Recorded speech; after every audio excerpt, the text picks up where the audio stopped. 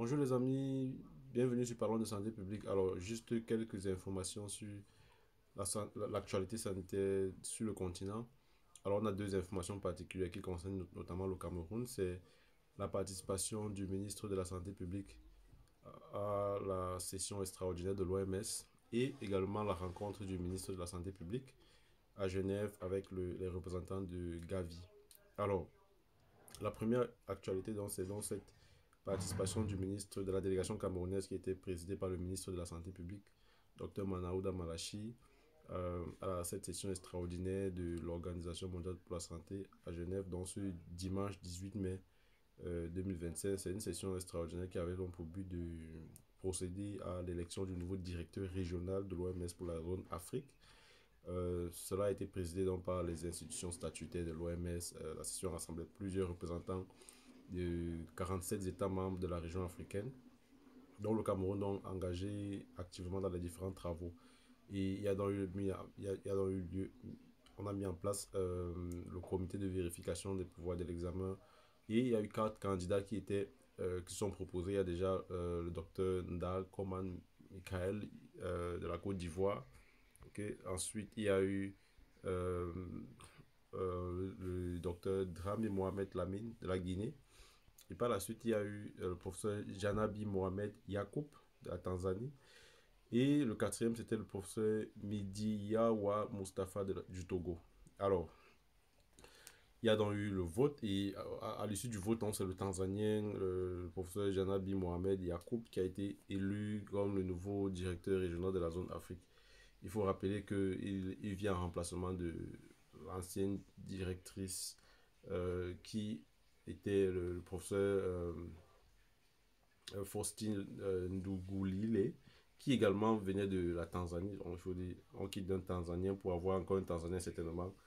La Tanzanie, ils font de très belles choses en matière de santé publique. C'est la raison peut-être pour laquelle on a 2 fois successives un Tanzanien qui est élu directeur régional de l'OMS pour la zone Afrique. Donc, par la suite, donc, il y a eu les discours politiques. Le ministre de la Santé publique camerounais a félicité au nom du chef de l'État le nouvel élu, donc le professeur Janabi. Et voilà. Donc ça, c'était la première actualité. La deuxième actualité concerne l'audience qu'a accordé le directeur régional de Gavi, l'agence qui s'occupe des vaccins, au ministre de la Santé publique. Donc, voilà, étant donné que cette agence également est basée à Genève, donc le ministre a profité pour être reçu en audience. Ok. Et donc, il y a donc plein d'échanges par rapport à l'aide que Gavi apporte au ministre à la santé publique, au ministère de la santé publique, ici au Cameroun, notamment avec l'approvisionnement en chaîne de froid, l'approvisionnement en tout ce qui est logistique pour appuyer le secteur de la vaccination. Et dans ce registre-là, donc, il y a donc eu l'annonce de la réception donc, de 3 camions frigorifiques qui étaient destinés à renforcer la distribution des vaccins à travers le pays. Également, le ministre de la Santé publique a souhaité à ce qu'il y ait davantage de soutien logistique qui soit mis en place pour pouvoir garantir la disponibilité des vaccins et la continuité des programmes de vaccination dans tout le pays. Et l'un des points qui a également été souligné, c'était par rapport au fait que voilà, il faut améliorer le taux de couverture vaccinale avec notamment le papillomavirus humain. Okay, ce sont les recommandations du Comité national du Conseil technique sur la vaccination qui envisage d'introduire le vaccin HPV chez les garçons également afin de mieux lutter contre les cancers liés à ce virus. Donc vous savez, le HPV, le papillomavirus humain, c'est un vaccin qui était donné principalement aux filles, aux femmes de 18 ans.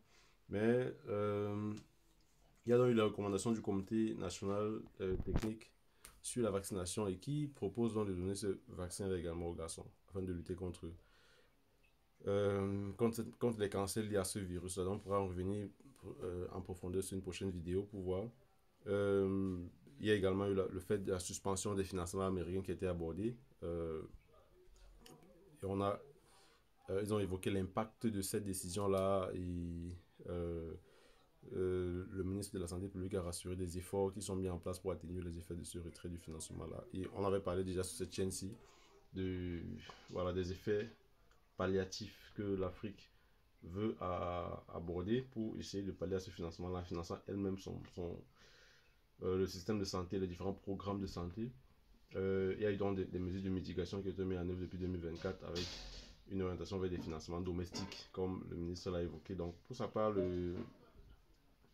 Tabani Mafosa a félicité le Cameroun pour les avancées notoires, et en particulier l'introduction récente du vaccin contre le palu en janvier 2024.